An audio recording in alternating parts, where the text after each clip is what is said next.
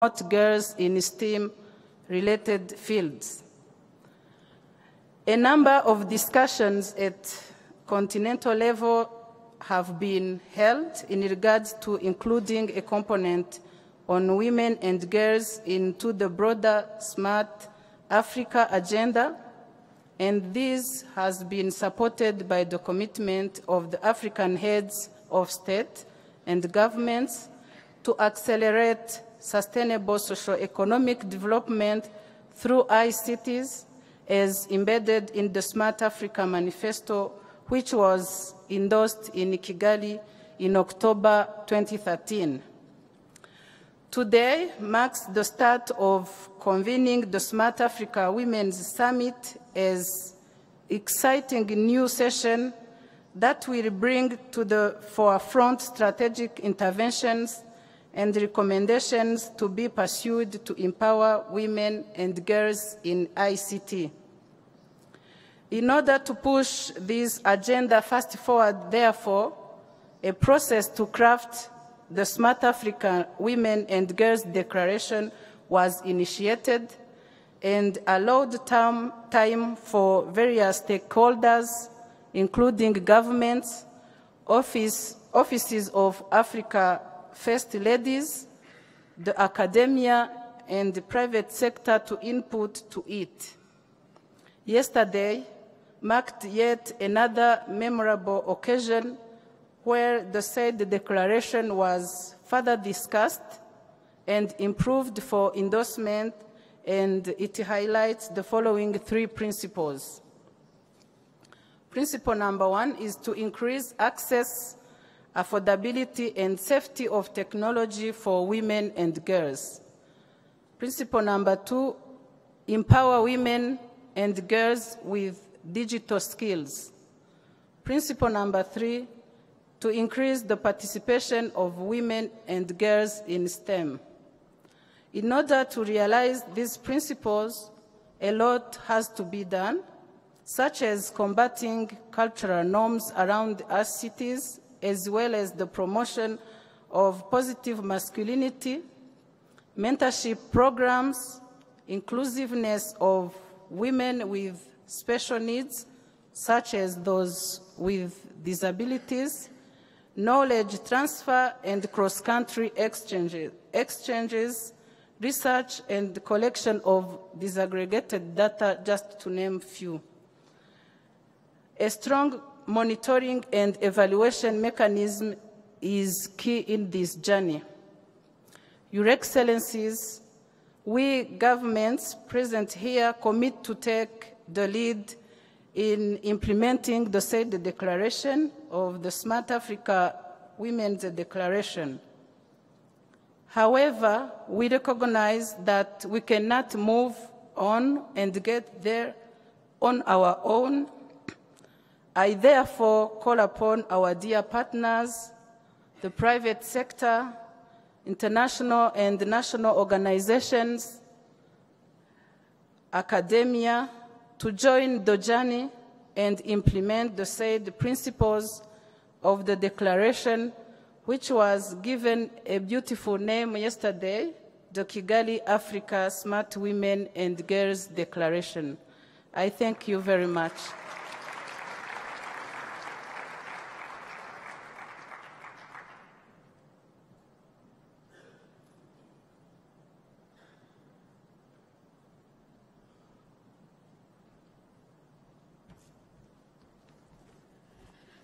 Thank you, Honorable Esperance Nyirasafari, Minister of Gender and Family Promotion, Republic of Rwanda.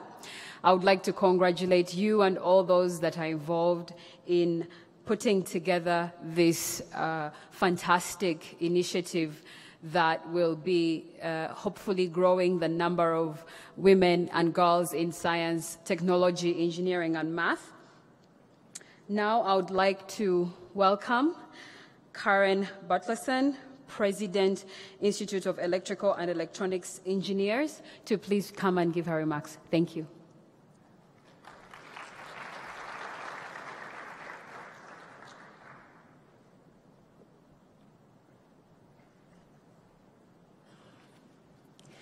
Your Excellencies, heads of state and governments, vice presidents, prime ministers, Your Excellency, First Lady of the Republic of Rwanda, Mrs. Jeanette Kagame, Your Excellencies, First Ladies here present, honorable ministers, Your Worships, mayors of various cities, Your Excellencies, ambassadors and high commissioners, CEOs and heads of institutions, members of the diplomatic corps, distinguished guests, ladies and gentlemen, all protocol observed. Good morning, everyone. It is truly my honor to be here at the Smart Africa Women's Summit in Rwanda as part of the Transform Africa Summit. This is my first visit to Rwanda and my first visit to Africa. I can say that the experiences I have had so far have transformed me. I am here representing IEEE, the world's largest technical professional organization, with more than 420,000 members in 190 countries. In Africa, we have about 6,000 members across the continent. Our members are leading technologists dedicated to advancing technology for the benefit of humanity. I am also here to have the opportunity to meet all of you exceptional women who are participating in and attending this inaugural event, the Smart Africa Women's Summit. We are all part of a rising and essential community, one that is vitally important to the success of this initiative. Because now, more than ever, when young women and girls around the world are exploring the educational and professional possibilities in front of them, they are increasingly seeing role models in science and engineering that remind them of themselves. All of us here today are part of that dynamic community of role models. Growing up, I did not have any idea what the term engineering meant. To be honest, I had never even heard of it. But I was fascinated by how things work. A car was a marvel to me. Put gas in the tank, turn the key, step on the pedal, and go. I asked my father, "How does a car work?" He said, "Girls don't need to know that." It was a sign of the times. Or perhaps he did not know how a car worked either. The more I learned about engineering, the more it interested me as it combined the elements of math, science, and problem solving to create useful things for the world. I was captivated.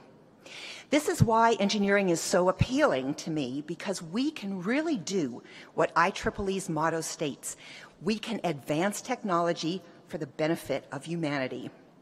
Every day, we as engineers and scientists improve the way that people communicate, work, travel, stay healthy, and entertain themselves.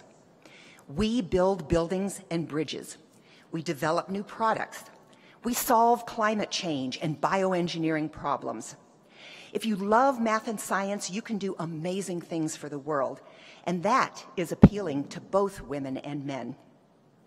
Technological innovation is the principal driver for improvements in the quality of life and economic prosperity, and the engineering profession is central to this innovation. A well-qualified engineering workforce, supported by the infrastructure and resources necessary to meet the needs of the population, will be at the heart of Africa's digital transformation. The need for greater engineering capacity is widely recognized across the African continent. Yet, can we really afford to squander the talents and abilities of half the population simply because they are female? Of course we cannot.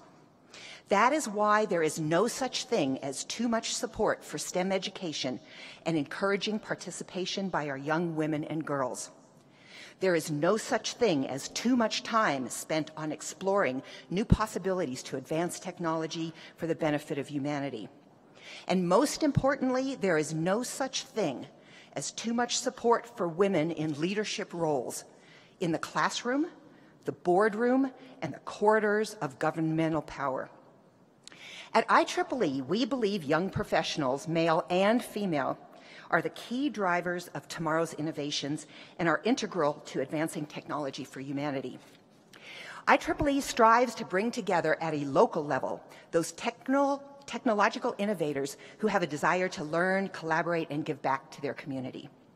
Our members, half of whom are outside of the United States, are a diverse international community with technology professionals of every race, every creed, and every color. All are welcome. All are respected, regardless of nationality, ethnicity, religion, or gender. And all are contributing in countless ways to moving technology forward across the spectrum of fields of interest. IEEE recognizes the opportunity to assist in cultivating greater engineering capacity in Africa to advance technology and innovation. We are committed to providing educational support and technical development to the engineering profession throughout Africa. Our world, despite myriad advances in technology that the last century has brought with it, still needs to be changed for the better. Too many people do not have access to clean water or reliable energy or health care or the internet. Not everyone has the opportunity to achieve their full potential through access to education. Technology can overcome these challenges. It always has. And at no other point in history have we had more opportunities available to us to improve our world. In fact, I am proud to announce that IEEE has recently signed a Memorandum of Understanding with the new Partnership for Africa's Development, also known as NEPAD. IEEE will be assisting in the delivery of the African Development Agenda of the NEPAD agency for the attainment of the African Union Agenda 2063 and the United Nations Sustainable Development Goals. IEEE will work together with NEPAD agency on initiatives focused on workforce development throughout engineering capacity building and educational activities, technical, scientific, and engineering policy development, and research and development to increase access to technical information. Developing a strong engineering workforce requires a robust educational system that begins with primary school and continues through the transition of recent university graduates into the workforce. We must ensure that the next generation of female scientists and engineers are a priority in that system and have access to the same resources and opportunities as their male counterparts. As engineers and scientists, we have the opportunity every day to engage in efforts to change our world for the better. What truly inspires me is that I believe our best world will be built by our young women and girls, particularly those just discovering their passion for engineering and science at the pre-university level. They are our bridges to tomorrow. And the tomorrow they see is a global one. They do not focus on what divides people, but what unites them. They do not care where you came from.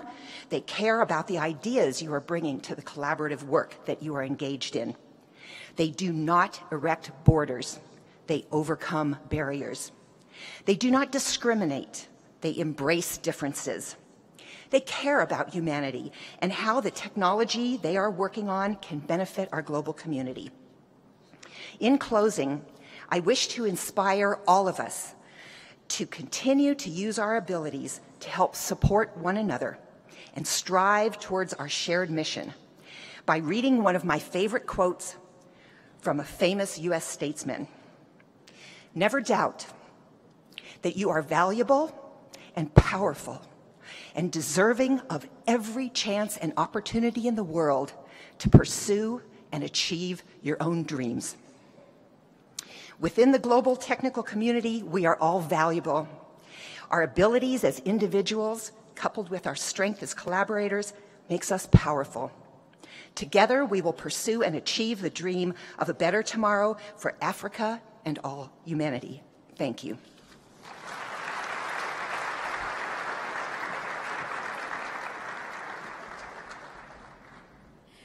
Thank you once again, Karen.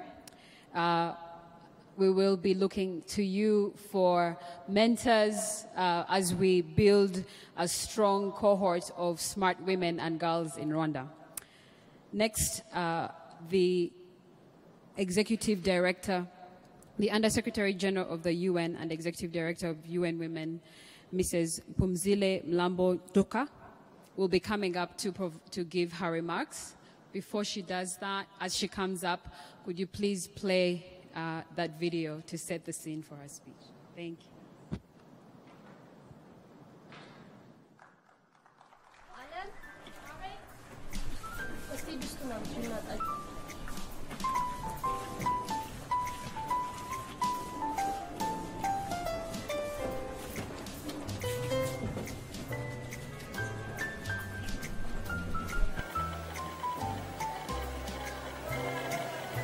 Alan?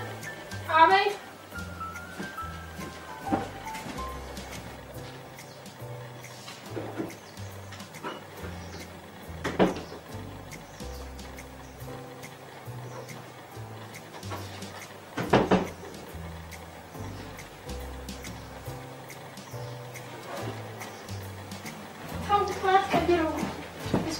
filmul Coles inside it. Em filmar să iei la să am stilea ce e, mă să escola și cum e găină. Îți sună chiar nu, că nu câți are nu să ne. Alan! Ahmed!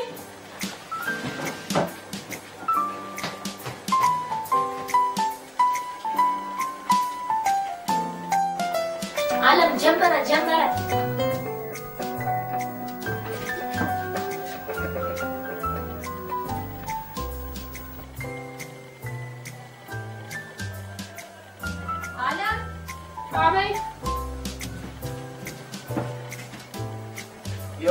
Jonas ada? Shh, e scholarship pe filmul. Zari nu te lăcă.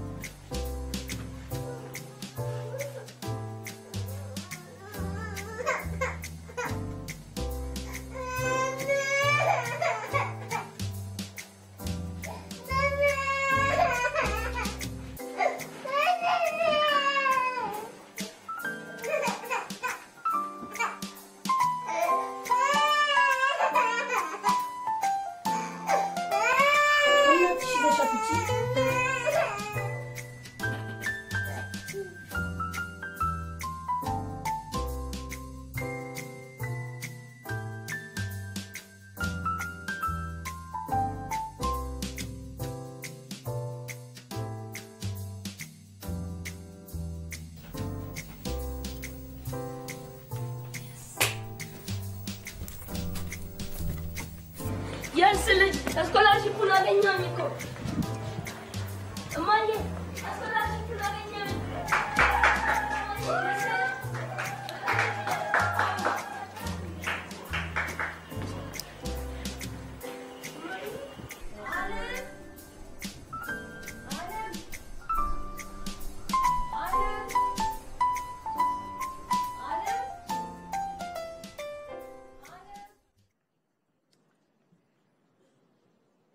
Let's clap for Alan, for her tears. Excellency, Madam Jeanette Kagame, First Lady of Rwanda, and First Ladies present here, Excellencies, Vice President, Ministers, distinguished guests, Dr. Thierry, it's a great pleasure for UN Women to be part of this important gathering of incredible Africans. We're here to discuss the growing gender digital gap, which unfortunately has grown in 2013 from 20.7% to 23% in 2016, clearly not going the right direction, which is why we need a forum like this. And you are the people who can help us address this trend. You are also the people who must help us solve the problems of many girls like Ellen.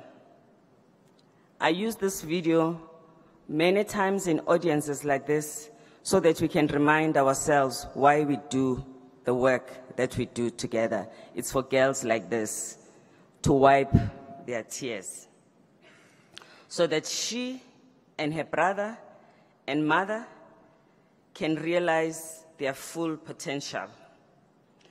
Entrenched norms at play in that family are a public policy issue. The girl, the boys too, need a different value system, which is why we also have a campaign like He for She that President Kagame is one of the champions of to engage men and boys about equality in society. Clearly, Mom also needs support because she clearly is struggling with the burden of care. Of course, ICT is a critical catalyst in addressing these issues, at least for us in South Africa. When we evaluated the implementation of the Beijing Platform for Action after 20 years, one of the critical challenges that we found in every country, at least the 168 countries that participated in evaluation, was the strength of cultural norms that kept on holding us back as we're trying to move forward. And what we saw in this clip demonstrate how much what happens in that family can limit Alem's capability to be an engineer. She could drop out, she could marry early, and we will not get the rich pipeline that we need to promote girls in STEM. There's got to be an app for this. To the extent that culture is pervasive, is with us everywhere we go, so is technology. There's got to be a way in which we use technology to solve the problems that we live with, that are part of our society. Africa has to use the knowledge to leapfrog in this digital revolution, taking advantage of the strides already made and continue to unfold with far-reaching consequences. At the same time, we also need to build a solid ground and ensure sustainability of our gains. Being a smart Africans needs to be about creating change that lasts. It needs to be about being globally competitive. It needs to be about being humane.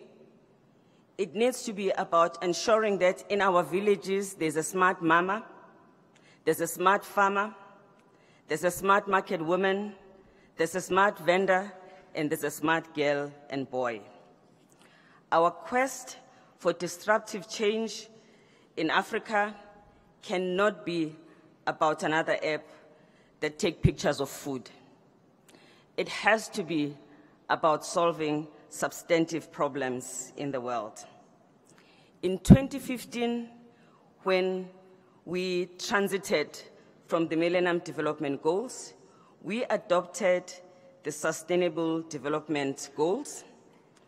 We adopted a climate change agreement in Paris, and we adopted a financing framework for development, which was adopted in Addis Ababa. All of these agreements make the 2030 agenda. In addition to that, in Africa, we have our Agenda 2063. These two important agendas are about addressing mega trends: inclusive and low carbon economy, poverty, inequality, education. They are also about addressing gender inequality that is steeped in brutal gender-based violence that affects about 750 million women who are alive today. And according to data collected from health practitioners, and these are dentists, mental health practitioners, orthopedic surgeons, trauma specialists, pediatricians, eye specialists, pathologists, and morgues. They tell us from these statistics that women are not safe. So when we focus on creating smart Africa, it has to be about making sure that we make Africa a safe home for women and girls. It also has to be about addressing women's economic empowerment, recognizing that in the near future, 90% of the jobs available will require a certain level of digital literacy. The majority of women who work outside the home are in the informal sector. There are also women who are formally employed, but they are at the bottom of the ladder. They are in cots between the sticky floors below them and the glass ceiling above them, with no prospect of upward mobility. They have no minimum wage, no equal pay, and these are many of the women who also will have the same life as that of Alam's mother. So when we also think about transforming Africa and ensuring that we have got a robust economy that will grow at the pace that is needed, it has to be about addressing our issues at that level. We have to address women in leadership, women in boards, but for Africa to truly transform, it is those women that are at the bottom of the pyramid for whom we need a smart plan. They need money to thrive. They need access to banking. They need data-driven enterprise platforms such as the one we have here in Rwanda with a Buy From Women platform that is an open source and end-to-end cloud-based that connects farmers to markets. Thanks to the collaboration with the First Ladies Imbuto Foundation, World Food Program, the many government departments, and the smart women of Rwanda. We need also universal access to smart IDs to ensure that children, women, and girls can be accounted for so that they are not easily trafficked because they have no identity and we cannot prove that they exist. Our education in Africa is overburdened. We will not fix our education the traditional way. We need to make sure that we use technology, we use virtual learning to complement the many needs that we have in education. It should be possible in our lifetime to make it possible that a girl and a boy, no matter who they are, no matter where they are, as long as they have a device, they can access credible, quality education. They will be able to get on with their lives. We are collaborating with ITU and many other partners to address the issue of access to digital services, of leadership in the sector to make sure that we increase the number of women that are playing a critical role in the industry. Also to address and encourage girls to take subjects that will lead them to STEM subjects, to STEM careers. And we would like to collaborate with as many of you as possible so that we can build smart Africa in a comprehensive way in all levels of society. Thank you. Thank you, Mrs. Lambong Cheka.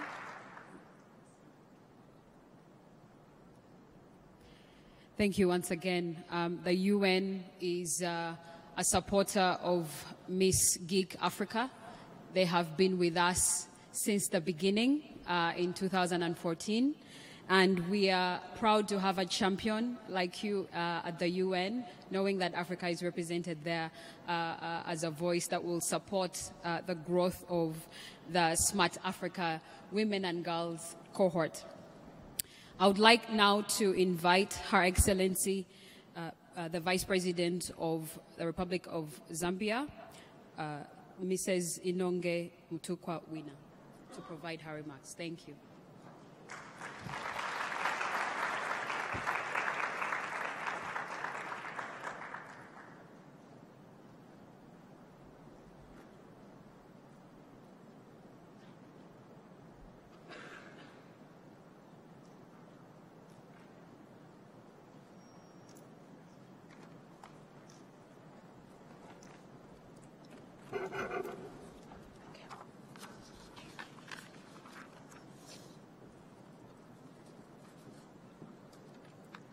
Your Excellency, the First Lady of Rwanda, Excellencies, First Ladies, Executive Director of the UN Women, and the Executive Director of the Smart Africa Alliance, distinguished ladies and gentlemen.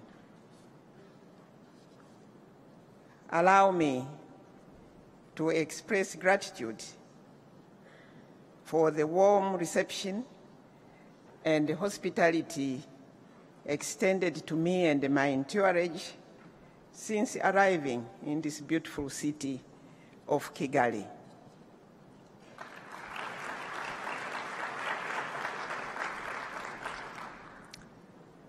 I want also to state that I'm happy to be given an opportunity to contribute to exchange of views at this very important summit on empowering women and girls in ICT at the Transform Africa Summit. I want to underscore the progress made by Rwanda in achieving gender parity and equity in all spheres of development, especially in ICT, which forms the core of business for this Transform Africa Summit 2017. The Zambian government is eager to learn from Rwanda how it has managed to achieve this milestone, which even the developed countries have not managed. I just want to give you a bit on the Zambia's status of women and girls in science and technology. In the year 2006, the Zambian government put in place a national ICT policy which promotes usage of ICTs among women. Again, in 2014, the national gender policy was revised, focusing on promotion and participation of women and girls in science and technology. Ladies and gentlemen, what I can tell you about what we have observed is that we have found that governments can put in place very good policies, but if these policies are not implemented, and let alone monitoring them, therefore they are only worth the paper on which they are written on. In Zambia, the Zambia Information and Communication Technology Authority, ZICTA in short, working together with the Central Statistics Office, now undertake regular surveys since 2013 to measure access and use of ICTs and its impact among women and the youth in urban and rural areas. These surveys provide information for police and program interventions. ICT programs at tertiary level in our country are aimed at increasing the number of females in science and technology programs, as well as promoting scientific research and innovation. And in order to increase the number of girls venturing into science, technology, engineering, and mathematics fields, Zambia has partnered with the World Bank, targeting 14,000 girls at secondary level in 16 districts, and the empowerment of 75,000 women in districts to ensure that the girls from these vulnerable homes can attend school.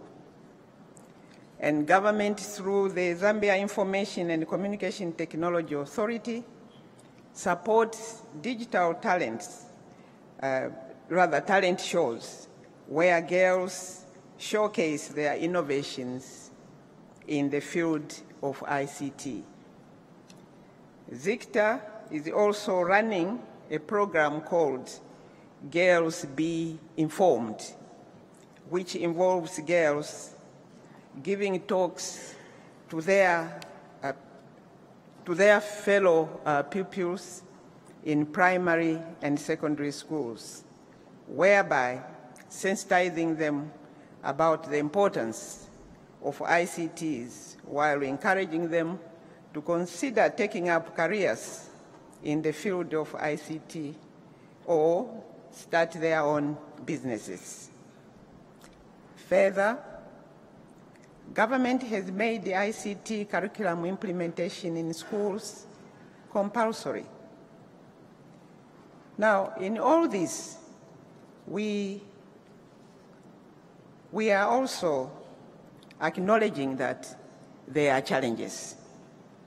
So the government of the Republic of Zambia acknowledges that there are still a number of socio-economic challenges to be dealt with in narrowing the digital gender gap. And among these are high levels of illiteracy, especially in rural areas, the cost of ICT equipment, limited access to digital service devices and services, and inadequate infrastructure which impedes connectivity. Inadequate skills to effectively participate in the digital economy. And as the Director for UN Women said, there are still structural and cultural impediments to girls' empowerment, e.g. child marriage. And I'm proud to say and inform the audience that the President of this country, His Excellency Mr. Paul Kagame, is the global champion to stop child marriages.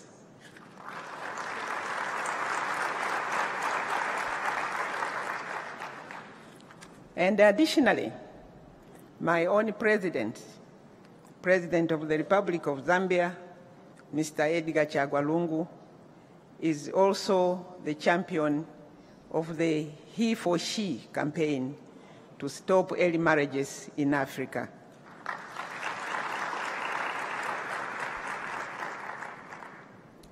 So we need men that can stand up for the rights of women. We need men who can challenge the traditional norms and customs and practices to ensure that our girls are not relegated to the sidelines of development.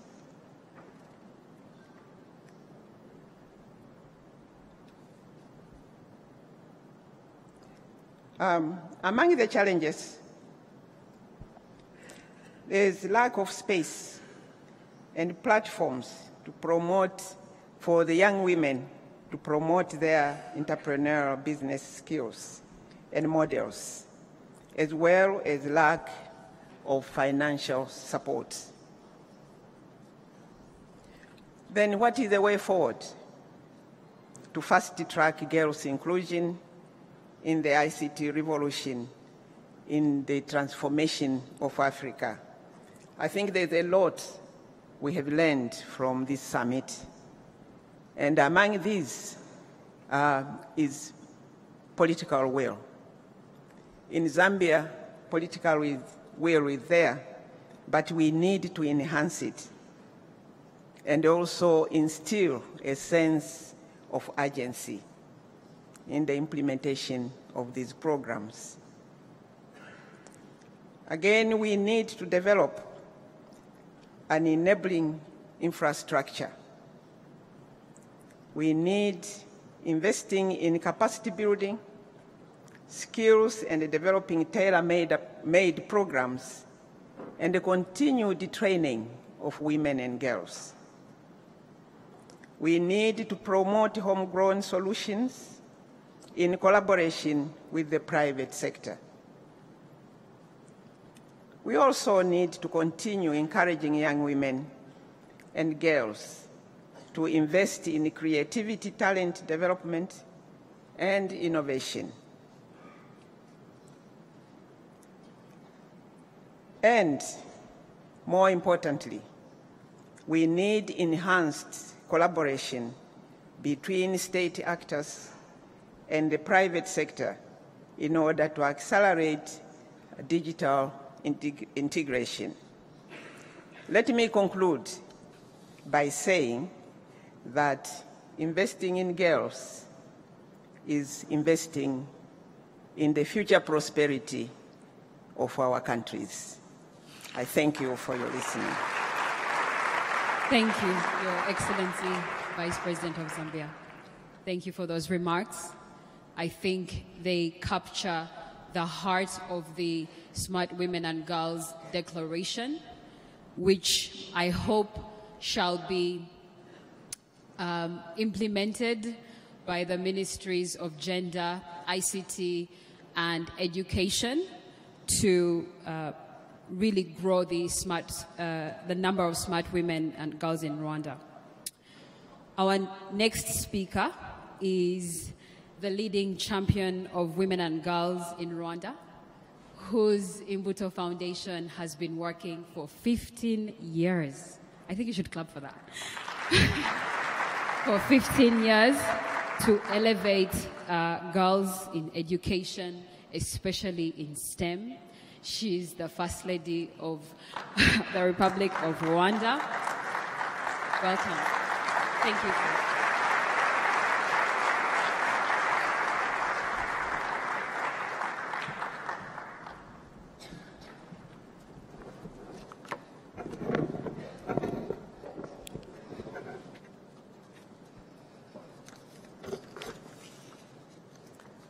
Excellency Vice President of Zambia, dear sisters, First Ladies, Honorable Executive Director of UN Women, Honorable Ministers, the Executive Director of Smart Africa Secretariat, President of the IEEE, distinguished delegates, ladies and gentlemen, good morning.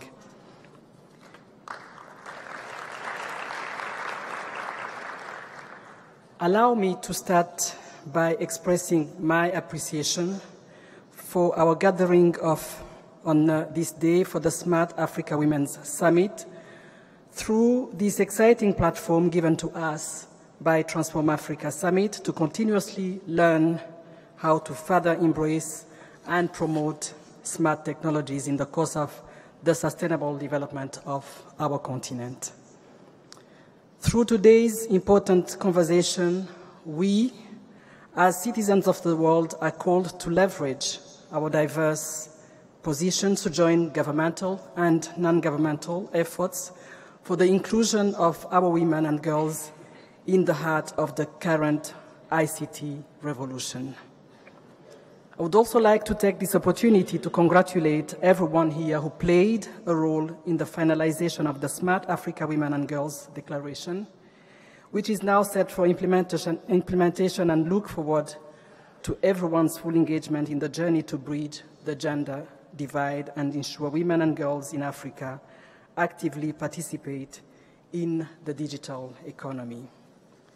Distinguished guests, we have seen through time how technology offered itself as a unique way to connect the four corners of the world, and in the process forever changed the way we communicate, the way we work, but most importantly, the way we started devising new strategies to improve livelihood of our communities. So much so that in 2015, the 2030 Agenda for Sustainable Development recognized ICT as a key enabler of development and an essential component of transformative solutions to meet today's development challenges. However, modern society, or the digital age as we know it, continues to show a great digital divide, not only between nations of the North and South, but also from a gender standpoint, as women significantly have lower access to these technologies. Honorable delegates, this summit provides us with another opportunity to learn from one another and set the way forward in narrowing the gender-digital divide by joining our voices and strengths to push forward for the inclusion of our women and girls in ICT. In Rwanda, our relationship with the ICT is fueled by the necessity to contribute to the world's constant need to innovate and create solutions and therefore remain relevant in these new economies. And thanks to the visionary leadership of this country and its understanding of the place ICT should occupy in our society, Rwanda continues to further invest capital and human resources into this field. It's in this line of reasoning that my country embraced with a keen interest he for she, the UN Women-led campaign championed by President Paul Kagame, who committed to bridging the gender-digital divide and attain parity in ICT access, usage, and innovation by 2020.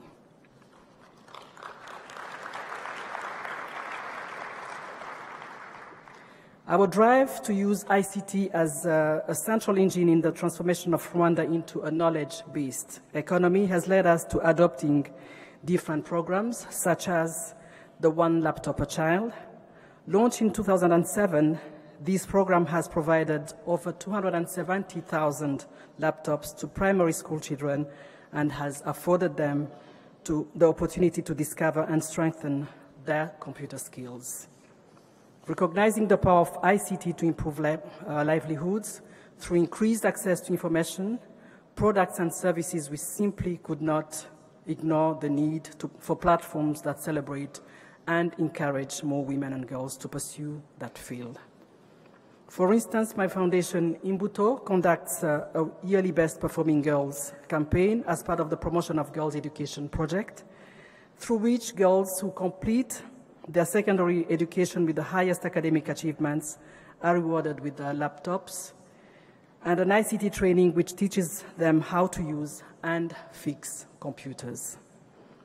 Through the foundation, we also reward great professional accomplishment by young Rwandan achievers, including innovative technology platforms that change the digital landscape of our country.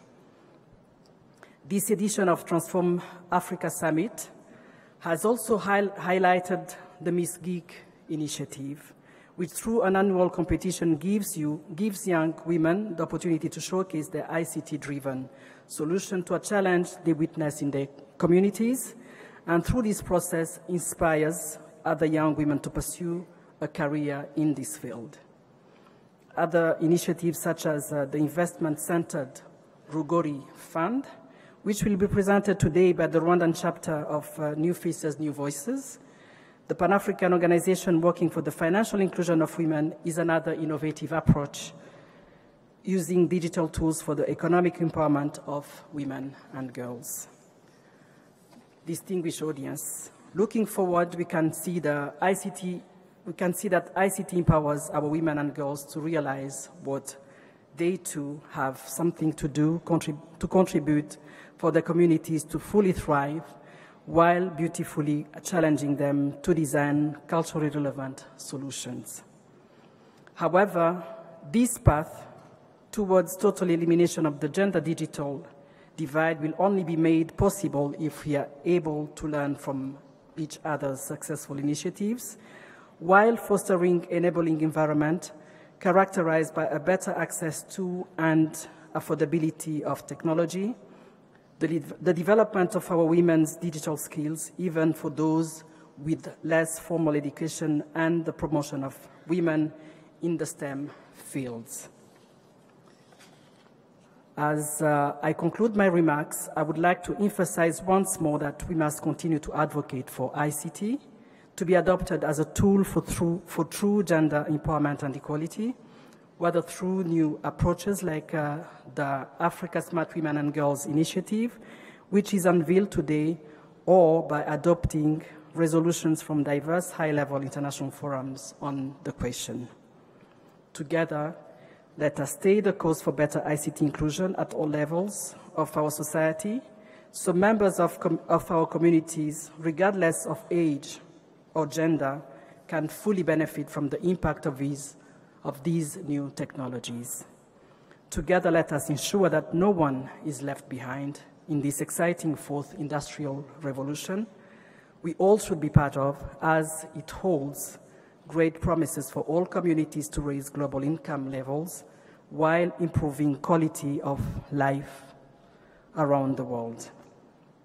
To echo the Executive Director of UN Women, this Smart Africa Women needs indeed an integrated smart plan. It's a call to you, to us women who have been fortunate to enjoy the rights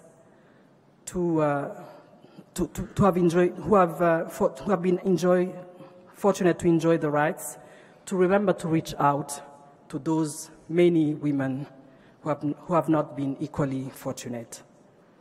I thank you for your kind attention, and again, wish us all to find ways to implement lessons learned through the enlightening conversations of the past few days and carry them with us well beyond this summit.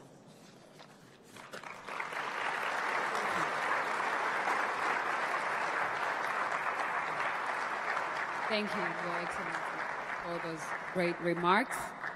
I think, there is no doubt that we, girls and women in science, technology, engineering, and math in Rwanda are truly privileged to have the support and championing of our visionary leadership by His Excellency President Kagame and Her Excellency the First Lady.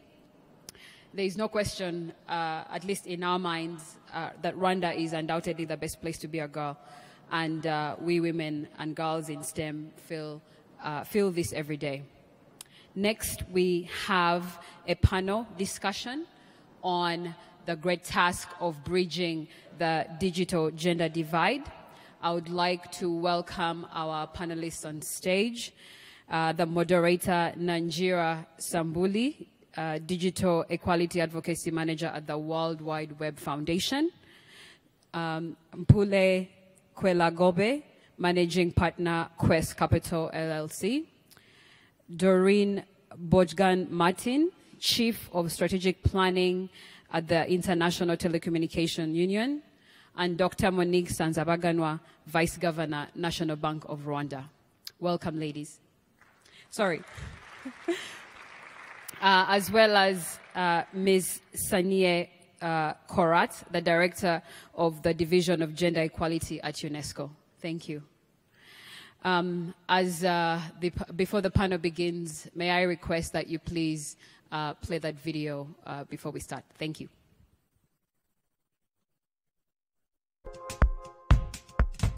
In Africa, women constitute 50% of the population, and in sub-Saharan Africa, where economies rely mainly on agriculture, women hold the majority of the labor force, yet they have the lowest incomes. Access to financial services is an important tool to unlock the potential of women. However, there is a gender gap in financial inclusion, which is highest in developing countries. Therefore, to reverse this trend, something must be done. For the case of Rwanda, a lot has been done since the post-genocide days under the leadership of His Excellency Paul Kagame. One of the initiatives that is sparking change is New Faces, New Voices Rwanda, bringing together Rwandan women to co-create their full financial inclusion and reach their economic potential under the patronage of First Lady, Her Excellency Jeanette Kagame. New Faces, New Voices Rwanda chapter is a part of Pan-African movement founded by Gressa Machel to increase access, capabilities, and representation of women in finance. Today, New Faces, New Voices Rwanda chapter is honored to launch Rugori Fund as a women's investment product, leveraging digital technologies to fill an important gap. The digital transformation of Africa continues to gain pace. Rugori Fund is primarily a women investment trust window, pooling savings of retail women investors and investing them for a return on money and capital market both in Rwanda and the region. The Rugori Fund will significantly contribute to lifting 1 million of Rwandans out of poverty through putting financial means of power in the hands of women. It is common knowledge that empowering a woman financially is improving education for her kids, ensuring good health for her family, increasing her dignity while raising her and her assets and wealth. New Faces, New Voices plan to use technology to transact and simplify interactions with and between their members through digital communication, especially on mobile phones. So what we want to do is just to make Rugori Fund a truly digital fund. Welcome to Rugori Fund platform, a smart way of owning units in the Rugori Digital Fund. You can register as an individual, a cooperative, or a company on your phone by dialing *552# or visit our website nfnvrugorifund.rw. When registering, you are required to enter your national ID number, fill all required information while you're registering. At the end, you will receive a registration number by SMS if you registered on the phone or by email if you registered online. You can now start buying units online with your credit card or with your favorite mobile payment on your phone. Enter your registration number to start purchasing units. You can buy as many units as you want. The minimum being 50 units, 1 unit is 100 Rwandan francs. You will be redirected to your mobile payment system to confirm the pending approval. At the end of your purchase, you'll be awarded a certificate that you became an investor in Rugori Fund. You are required to use your registration number and download your certificate. On the platform dashboard, you'll have the choice of changing your profile, check your payment history, or buy units.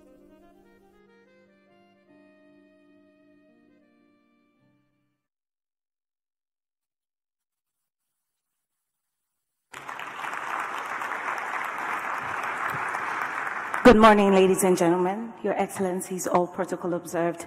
The task before us on this panel is to highlight some initiatives that align with the Smart Women and Girl Declaration, just to show the work is going on and there's work that many of us can join forces to support and amplify for the women and girls of Africa. So I will start with Dr. Monique to pick up from where the video on New Faces, New Voices was showing us, to just tell us more about how the fund has been journeying through with women to get them to also apply digital skills, and how that has been the experience of that and the progress so far. Thank you, Your Excellencies. I must say that what has been presented in the video, it's the Rugori Fund, as has been filed with Capital Market Authority, and we hope that in the next 2 weeks or so we'll be able to activate the buying of units, but you can start registering. So the Rugori Fund is contributing to the Kigali Declaration that has just been presented to us, especially in its pillar number 2 of digital skills, in 2 ways, main 2 ways.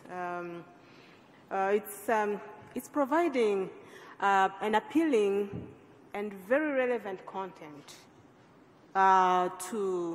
to women, not only women, by the way, because this fund is going to be available for everyone, but we are going to put a special focus on women because we have to bridge a gap.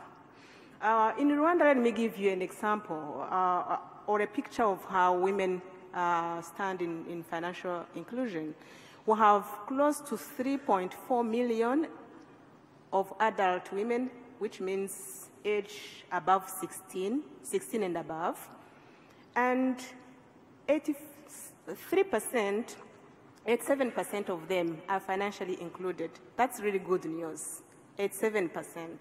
But not so good news is that 24% are financially included using informal financial channels like saving groups and so on and so forth. So we are bringing them on board of financial inclusion through this digital platform. And that's really good news to note. On this platform, which is also interactive, we are going to be providing skills, including digital skills, financial and business skills as well. And we think that among beneficiaries of it, there are going to be startups and also some other existing business of women in ICT. We have so many fintech coming up and other companies. So they're going to be among the companies we are going to focus on in the second leg of this fund, once you have mobilized enough resources to kickstart the equity and the debt part of it. And we hope that it's going to be sooner than later. Thank you. Thank you very much. Moving on right on to Mpule, if you will. Please tell us more about some of the work you're also doing in this field to empower women and girls in ICT. Thank you very much. Good morning, Your Excellencies, ladies and gentlemen. Later this year, we will launch the Include Her Innovation Center for Women here in Kigali. It will be based in Kigali Innovation City. Our reasoning for doing this is because we feel that women deserve their own space that focuses on innovation. But what do we mean by innovation when we talk about women? We talk about social innovation, we talk about rural innovation, and obviously we talk about technological innovation. But obviously, as we've also seen from new faces, new voices, we also talk about financial innovation. In the absence of all those dynamics meeting in a space that is specific to women, that says that you deserve your own space, your innovation does not have to be some high-tech innovation that belongs in Silicon Valley. For that rural woman that wants to start a business that meets the needs of rural women, she has to be able to feel that what she's doing is in fact innovation.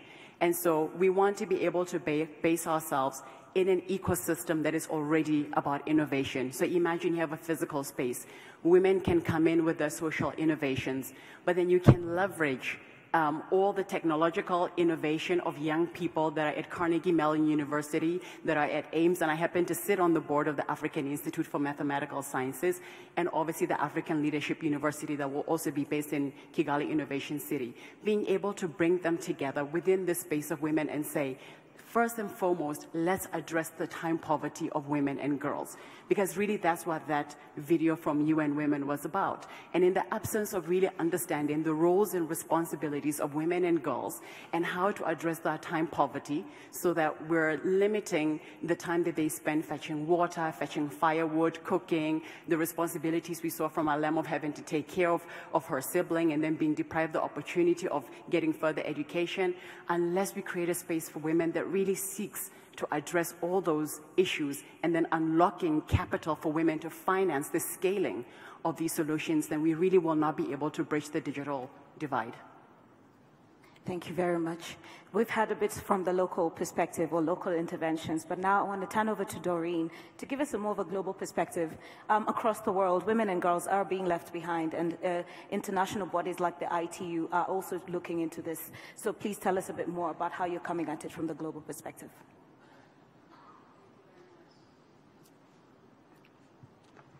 Thank you very much. Excellencies, distinguished colleagues, ladies and gentlemen, good morning. I'm thrilled to be here in this beautiful city of Kigali. The ITU is both humbled and honored to be part of this First Ladies Summit here at Smart Africa, and to be surrounded by so many accomplished and powerful women.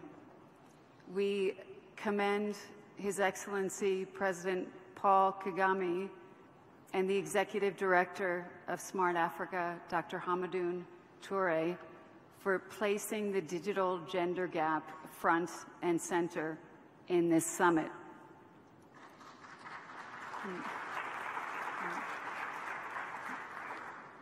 As Dr. Touré said on Wednesday, it's time to move this continent.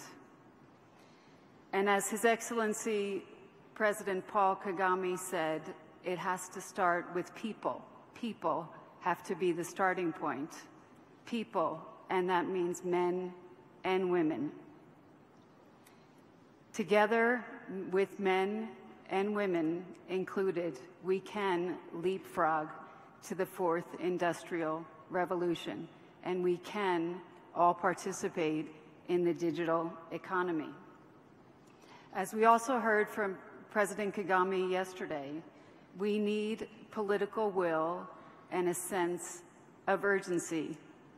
We believe that the declaration that was launched this morning demonstrates that the political will is there.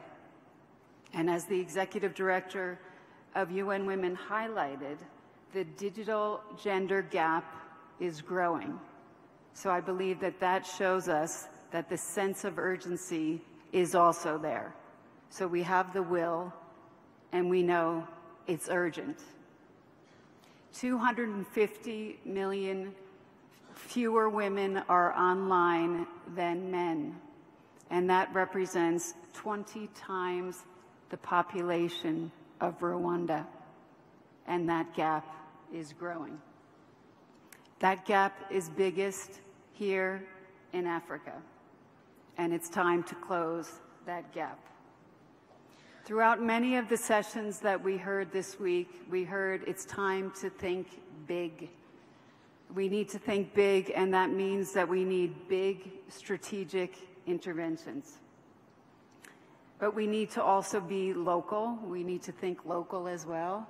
We need to address the challenges with local content, lack of local languages. So think big, but act local. And we believe that we need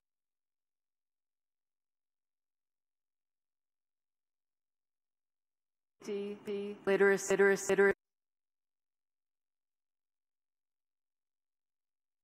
A lot happening on the challenge is that a lot of those efforts are not scaling, and they're a bit fragmented, and what we believe is that we need a holistic approach. ITU, together with UN Women, has launched the Global Partnership for Gender Equality in the Digital Age, and we call it Equals, hashtag #BeEquals, BE equals, and we make the sign the equal sign. And it's all about trying to achieve the Broadband Commission target of having equality of access by 2020. And that partnership is structured around 3 pillars: access, skills, and leadership, and is very much in sync with the declaration that was adopted this morning. And we're very pleased through that partnership to be working with organizations such as GSMA, ITC, UNCTAD, and a number of other partners throughout the UN system, in academia, civil society, and others. I'd also like to highlight 2 other specific interventions that the ITU is working on. One that you know very well is Girls in ICT Day. And this is an area where we can promote awareness of the importance of digital literacy, digital skills, and also awareness on the importance and opportunities that careers in the STEM field can provide for young girls. Rwanda has been celebrating Girls in ICT Day for a number of years. I believe 160 countries in total have done celebrations. It's the 4th Thursday on the 4th month, and we encourage all of you to plan for next year your celebration. We also have a number of activities in the area of mentoring. There's lots of great mentors in this room, but I just wanted to highlight some of the work that we do at the ITU. We have something called NOW, the Network of Women for Radio Communications. We have a new initiative called WISE, and I don't know if our Director for Standards is in the room, Mr. Lee, he's over there. That's the Women in Standardization group. It's a new group where there's mentoring and sharing of experiences amongst women involved in the standardization sector. And the last thing I also wanted to mention was our annual GemTech Awards. And the Executive Director of UN Women mentioned that the other day. It's something that the ITU and UN Women have been running since 2014. We're thrilled because Rwanda has been with us since the start, and Her Excellency, the First Lady of Rwanda, Janet Kagame, was with us at the very first GemTech Awards in Busan, and that's where we recognize women, individuals, organizations, and governments that are actually using ICTs to empower, enable, and to advance women. And so with that, I will stop there. But I believe that by working together, all of us in this room, governments, academia, private sector, I really do think that we can make a difference and achieve the 3 principles in the Declaration. Thank you. Thank you very much, Doreen. Sania, we were speaking earlier about the underpinning of education in all of this. And as yet another global body, UNESCO, this is something you've been thinking about. Please give us some of the highlights around some of the initiatives you've been championing from the global level and how they're translating to the local context. Thank you very much. Good morning, Excellencies, distinguished guests, colleagues. I want to thank the organizers of this first ever summit, and I want to thank especially the First Lady of Rwanda, who insisted that UNESCO be part of this meeting. So thank you. I was with the First Lady of Rwanda and the First Lady of Mali just 5 days ago in another part of the world where they also endorsed another declaration. That one was on girls' education to prevent violent extremism. So it gives me great pleasure to be here to take part in this one as well. Thank you very much on behalf of UNESCO. I want to address the issue of the growing gender gap in ICTs from a broader perspective, because I think this digital gender gap is part and parcel of the more general gender gap in science, technology, engineering, and mathematics. And as one of the unique UN agencies, UNESCO does work a lot on the sciences, natural sciences, as well as social and human sciences. And we have quite a few initiatives that address specifically the gender gap and the plight of girls and women. Because we don't have time for me to mention all of them, I'll focus on 4, which I think are very relevant for the purposes of this meeting. The first one I want to mention is a long-standing public-private partnership with L'Oréal. And this program is called the UNESCO L'Oréal Women in Science program. It started out as a small program which aimed to highlight the achievements of 5 women scientists from around the world every year. It has grown into quite a comprehensive program which still has the component of women scientist laureates, 2 of whom have gone on to win a Nobel Prize in their respective fields. So we are very proud of that fact. But we also have international and national scholarships for women scientists, along with the networking and mentoring programs within the initiative.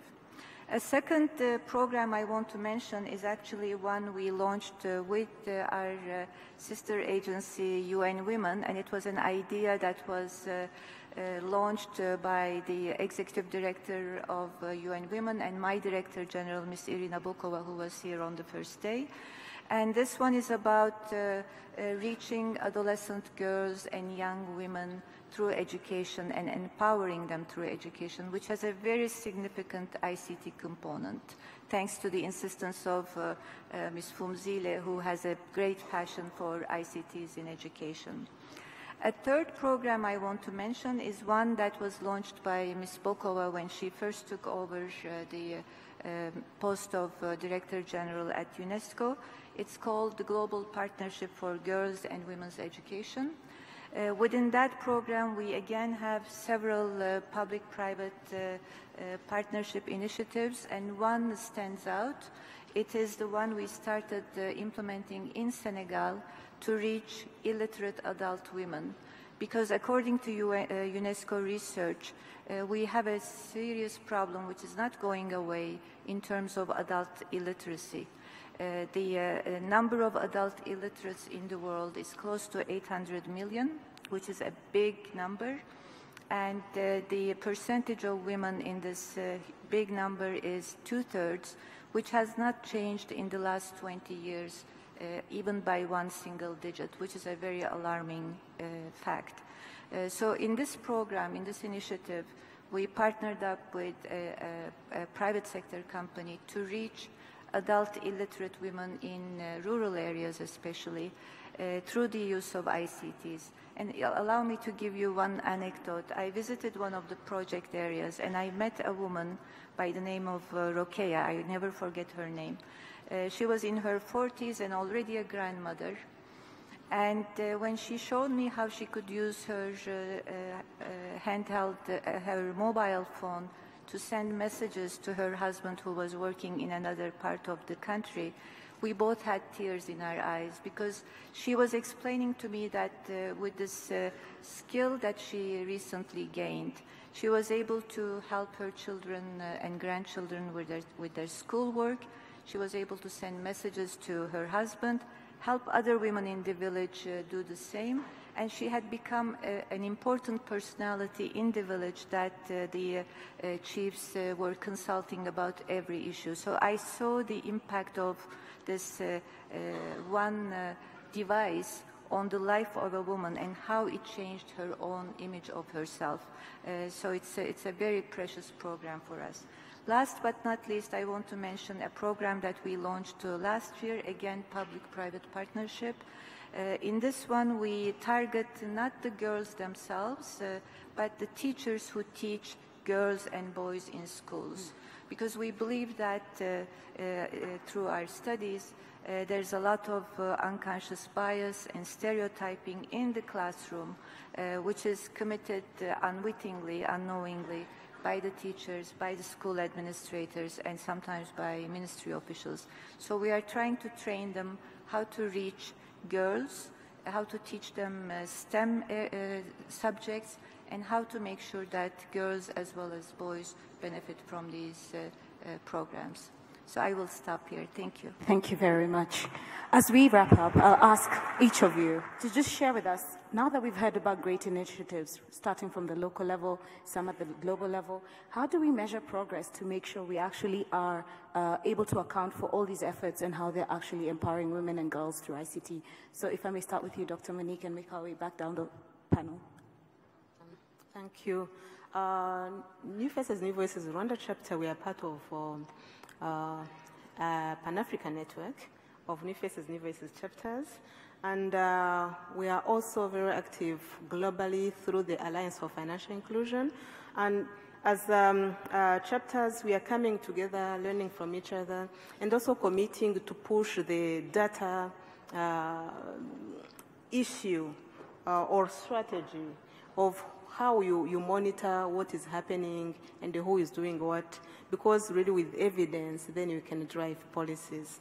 So I think really and this is a work that is landing on the tables of the central banks, because they are also in charge of financial inclusion. And I'm very delighted that I see around deputy governors and governors, when they discuss these issues of financial inclusion, they are really getting on at the bottom, and especially mobile and financial services in specific, and digital financial services in general. So monitoring is going to happen through mainstreaming the issue of gender and minding about gender gaps in whatever we are doing.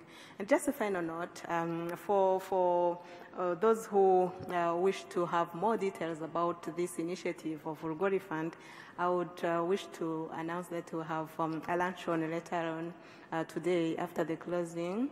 And if you have been invited, you're welcome to come and you'll have an opportunity to discuss more about it. Thank you. Thank you. Mple? So one of the things that I just really want to talk about is the fact that there's already so much that is in fact working. There's already a lot that's being done. And I think first and foremost, we have to acknowledge that and then talk about how we can scale up what's being done. And I think Rwanda is an amazing example when it comes to this. First of all, one of the things that we hear a lot about is just political leadership. I mean, here, this is where, His Excellency President Kagame has been exceptional in being a champion for women and girls through the He for She campaign and then the other work that he does. So I think we need more men to champion girls in ICT, women in STEM. And we need to be able to scale this across the continent. The other thing that we see, especially in Rwanda, is just how holistic the pipeline is for girls in ICT and women in STEM, all the way from the One Laptop Per Child initiative that Her Excellency, the First Lady, talked about, to obviously the work that the Imbuto Foundation is doing in Girls Education Campaign. And then through the best performing girls and celebrating young Rwandan achievers, we've been able to see just very dynamic girls in ICT be able to come up out of Rwanda and be able to found really amazing ICT businesses. And so these are some of the efforts that need to be scaled up. And then when you look at the secondary school system here, where Rwanda has already been able to achieve gender parity when it comes to science and technology, where they have a 50% parity of girls also studying science and technology. You're seeing this through just the excellent Gashora Girls Academy. We had the opportunity to engage with the leadership there and just really hear about the curriculum, which obviously follows the curriculum already in Rwanda. But I think these are the kinds of things that we need to look at, is how our countries implementing curricula that actually emphasizes science and technology, STEM, ICT. I think that's already being done here. And then I've had the pleasure, obviously, to be able to be a judge for Ms. Geek Africa and listen to the most amazing ideas and innovation coming from young girls, some of them as young as 16 years old, who are talking about innovation, whether it's in digital banking, it's in e-money, it's in digital health, the Internet of Things, machine learning. They're talking about algorithms and GPS and geoengineering systems. I mean, just the fact that we have young women in Africa that already have these very bold ideas, we need to be able to unlock angel funding, seed capital to promote young women so that they can develop these types of tools. And then, like I said, finally, with new faces, new voices, unlocking capital. So there's already that's been done. I think what we need to be able to do is just collectively look at what's being done, be able to collect the data, because one of the things that's still really lacking is gender disaggregated data. We need to focus a lot of just big data and analytics towards measuring how we can continue to improve the pipeline of girls in ICT and women in STEM. And I think for us at the Include Her Innovation Center for Women, this is really the space that we feel that we're going to be able to fill to continue to really improve the efforts on women in technology. Thank you, Mpule. Doreen? Thank you. Of course, we believe that you have to have targets, right? And you have to be able to measure. If you really want to make change, you have to have a baseline. You have to be able to measure it, right? And that's the only way that we will be able to move the needle. I think it's great, as Minister Jean Philbert was telling us the other day, you have 30% women participating in Smart Africa this year. That's great, up from 27%. Hopefully in 2 years' time that can be at 50% or more. But measuring is really important, and when it comes to the ICT sector, I think that we all need to do more to have better data. And we need better gender disaggregated data to really understand the gaps in the ICT sector. And that's something I think that we all have a role to play in. We also think it's important that we make commitments, that governments make commitments to include gender dimensions in their broadband policies. At the ITU, we track the countries that are highlighting broadband gender in their broadband policies, and we're discussing this with UN Women, looking at universal service funds and highlighting which countries are targeting funds for closing the digital gender gap. We also have something that we're doing which is called the Gender Digital Inclusion Map, where we have mapped out already some 700 initiatives around the world, initiatives that are targeting access, skills, and leadership. And we hope to have initiatives everywhere. We invite organizations to contribute to that mapping, and through that we hope to be able to monitor and show progress there. I would also say that within the UN, we have something called the Partnership for Measuring ICT for D, and we're working through that partnership with UN Women, also with UNESCO, really trying to ensure that we are achieving SDG 5, and of course SDG 9 on universal and affordable access. Thank you. Thank you very much. Last but not least, Sonia. Thank you. I want to go back and remind ourselves the clip that we watched before we heard from the Executive Director of UN Women. According to UNESCO research, there are two main factors for the gap, not only in science, technology, engineering, and mathematics and ICTs, but also in other spheres of life. The first one is really inequalities at home. As we saw in the clip, the girl child is called upon to do domestic chores and spend her time helping the mother, and the boy child has more time to himself and to do other things. So unless we address inequalities at home, we will not be able to address inequalities outside the home in an effective and meaningful way. So we really have to think about a rebalancing of responsibilities in the domestic sphere. The second big challenge is what I already alluded to. It's the subconscious bias and stereotypes. When you talk to people and ask about what image they have when you say the word scientist, you will more often than not get the response that it's the image of an eccentric, absent-minded man who would come to mind. So we really have to start thinking about how we think about these specific categories. I will give you another anecdote. In 2013, there was an obituary in the New York Times about a woman by the name of Yvonne Brill. Some of you may already know this name. The obituary began, and I quote, "She made a mean beef stroganoff. She followed her husband from job to job and took 8 years off from work to raise her 3 children." So at this point you wonder, why is the New York Times publishing an obituary for a woman who sounds like a very nice wife and a very good mother? Well, it's only in the second paragraph that we learn the reason for the obituary. She was a brilliant rocket scientist who invented a propulsion system to keep communications satellites in orbit. And that's why the obituary was there.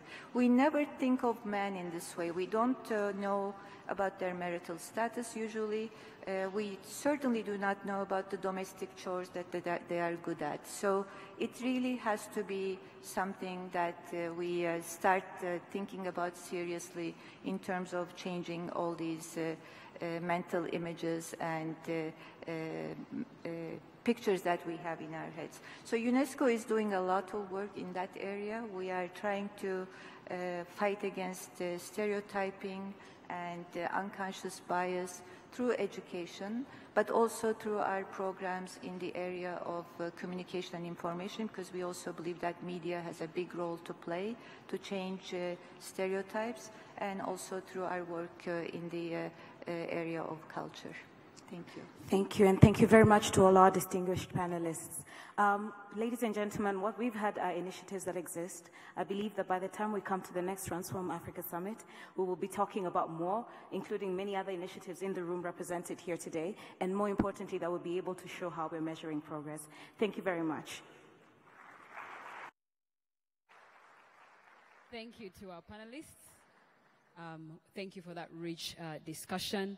I think some of the takeaways from the first part of this Smart Women Summit, we need to measure where we are today to understand exactly how many women do we have in science, technology, engineering, and math, and what we need to be doing to close that gap. We need to obviously understand the deeply felt needs in our communities that they face that would inspire technology solutions as well as bring more girls into this area. We need to set measurable and time-bound targets that we can track progress by the next Smart Women Summit. And I think most importantly, to the men in the room and everywhere, you are a critical part of elevating women and girls, starting in the home, ensuring that we are equally doing the chores, as well as having equal support in the education we want to seek, as well as in the office to close the gender digital divide. And finally, we need to support and scale initiatives to grow women and girls in STEM. So this concludes the first part of the Women's Summit. We now move to the last part, which is the crowning of the first ever Miss Geek Africa, an initiative that we hope shall be growing to across the continent. I hope that we will have Miss Geek competitions in every single country, and then they can all come. I'm sorry? Yes, I hope every country will start in the village. And we will be having a congregation of Miss Geeks from across the continent to compete for Miss Geek Africa. Before we begin this part, I would like to request that they show a video on the journey to Miss Geek Africa. Thank you. We started Miss Geek Rwanda in 2014. With a simple idea of creating a competition that would allow girls to look around the community, think of solutions to problems that they're facing. This year, Smart Africa approached us about a hackathon for girls, and we thought, well, this is a happy marriage for Miss Geek. When Smart Africa was formed, digital equality and digital inclusion was a priority. So Girls in ICT has demonstrated capability as a community to reducing the gender digital divide. So we believe that Girls in ICT is simply the right partner to work with. We had over 100 applications from applicants in various countries that are in the Smart Africa Alliance, and we have 8 finalists that will be competing. So the girls have brilliant ideas. What I will be doing with them is to make sure that all the pieces in their presentation are fleshed out. Hi, I'm Ruth Njeri. I'm from Kenya. I'm 22 years old. The project is about driver profiling. Basically, that means we can be able to know the kind of drivers we have on the road and the behavior of those drivers. The problem is that when road accidents occur, insurance companies don't have enough information about the driver and the data in real time as to how the accident occurred and when the accident occurred. My solution is to come up with a way which we can collect the data using either sensors or smartphones and analyze through a system which produces an output of the score of the driver according to their behavior on the road. With this solution, transport managers can be able to monitor the drivers they hire in the vehicles they buy, and they can be able to know what kind of behavior they have on the road and improve the safety. My name is Daniela Owase. I study at Riviera High School and I am 17 years old. If ever you have been in a situation where you have your prescription from a doctor, but the pharmacies that you got to do not hold the medications they require, well, MedUp is here and it's designed to counteract this problem by acting as a platform for patients to acquire the medication in a much easier and faster way, saving them both money and time. Hi, my name is Crystal Omani. I'm 16 years old, so I'm the baby of the bunch. I'm in the 11th grade at Green Hills Academy and I'm representing Rwanda. Imagine you're walking home one night alone from a long day of school, university or work, but you feel this uneasy feeling in the pit of your stomach that you're being followed. Obviously, it wouldn't be ideal for you to pull out your cell phone and call emergency services. That's where Her Safety comes in. Her Safety is an application there to protect you when you can't protect yourself. Basically, after you long press a virtual button, so for example, a lower volume key, your location would be sent to emergency contacts like your parents, your siblings, and emergency services like the police and ambulances. And most importantly, your presumed attacker remains unaware of the whole thing. Her Safety's motto is #HerLifeMatters, because it does. Hello, my name is Delphine Michomiza, Rwandan, aged 18 years old. Water is life, and there is at least a case of water theft globally each second. From that, I came up with a system which will detect theft as immediate as it happens. Hello, I'm Leah Kimana, currently a student in College of Science and Technology. I'm in computer software engineering. I'm 23 years old. 2 months ago, I was traveling from Kigali up to Zindilo. It's the last stop of Kimirongo. I took 2 hours and 6 minutes to reach there. Never miss a bus. This is a solution. BSS is a web and mobile-based application that harnesses technology to improve means of public transportation in Kigali city. A commuter will download an application called BSS. Track in that route your bus with its number. After tracking the bus, you will know first place in it. You will know how many minutes it's remaining to reach at your bus stop. This is a solution, BSS. Let's make Kigali a smart city. I look forward to rewarding the top 3, and I look forward to seeing them pursue these ideas further, but most importantly, them going out and being ambassadors of this great career, as well as joining us in continuing to inspire more girls into science, technology, and math. When you look across the continent, there's still a lot of opportunities to do something. And it's like a sparkle. We don't know what it's going to give or what is at the end, how big will it be, but we believe that it's really putting the right seed.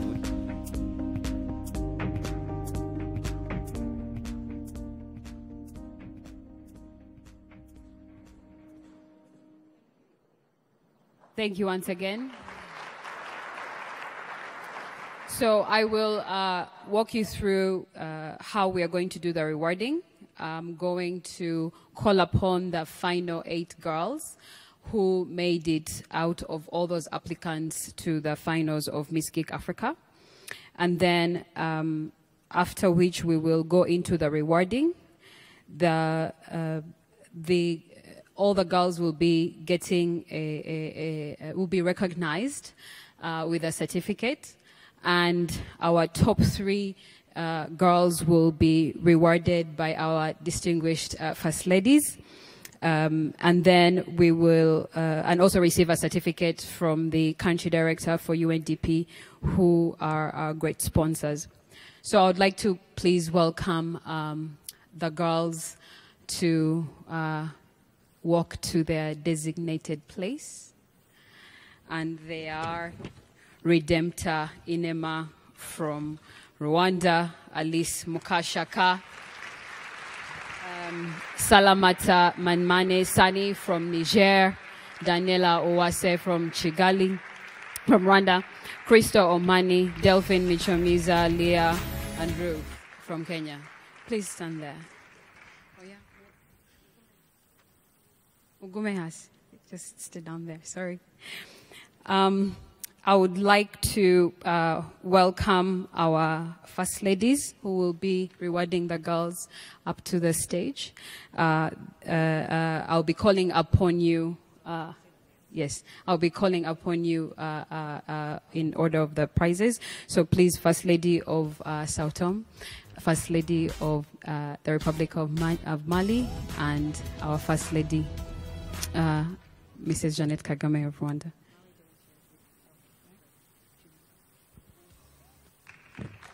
Welcome. Thank you so much.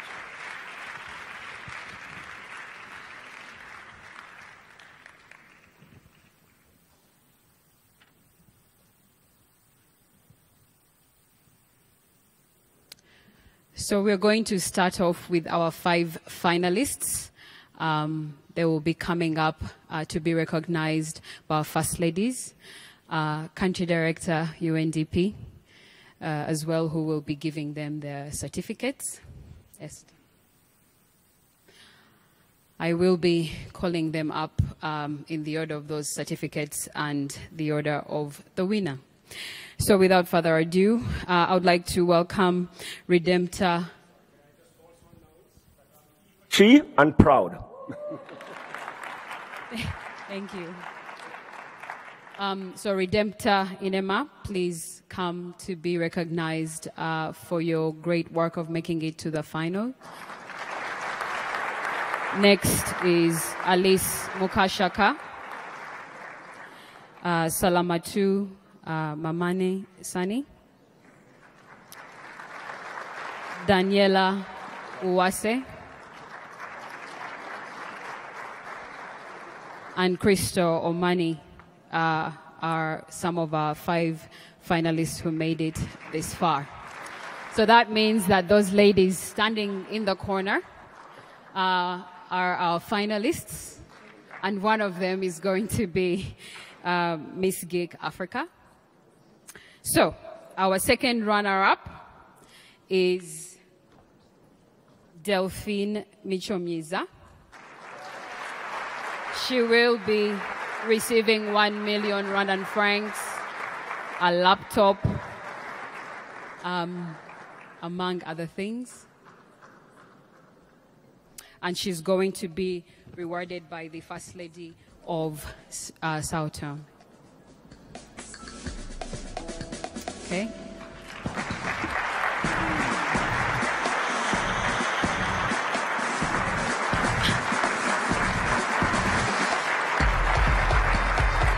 Our first runner-up and the Miss Geek Rwanda 2017, Leah Akiman.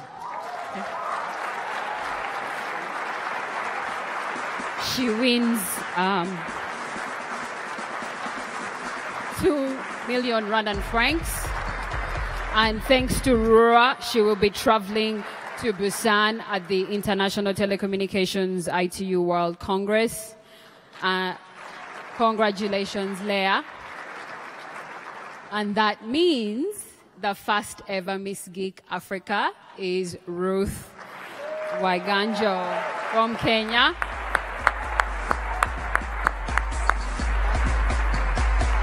She wins 3 million Rwandan francs. She too will be traveling to the ITU World in South Korea thanks to the Smart Africa making that happen. All the girls are receiving a laptop thanks to Dot Rwanda. And our winner is getting an iPad, and a phone, a modem, etc. Congratulations once again, ladies. It has been a pleasure watching you go through this. You're certainly all winners for making it this far. So thank you very much. Then we're going to be going out for a group photo as we go to the next session. Please remain seated with just a brief intermission before we go into the closing ceremony. Thank you once again for being here as part of the inaugural Smart Africa, Smart Women and Girls Summit. And now I would like to welcome Bonnie Tunya, who will be our Master of Ceremonies for the next session. Round of applause to the winners of Miss Geek 2017, please.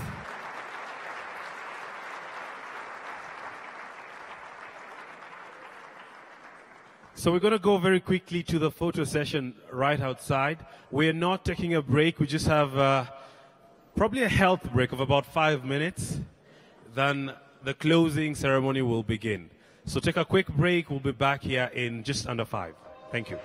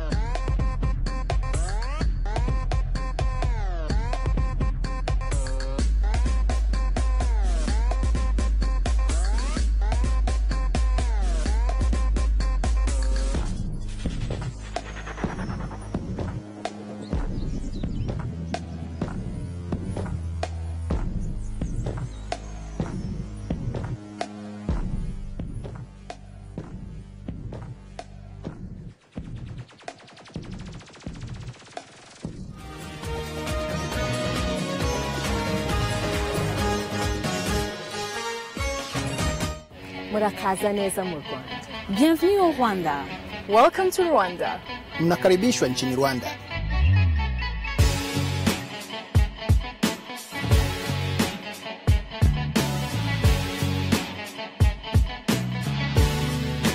Transform Africa Summit is here again. Rwanda will be hosting heads of state and government, first ladies and government officials.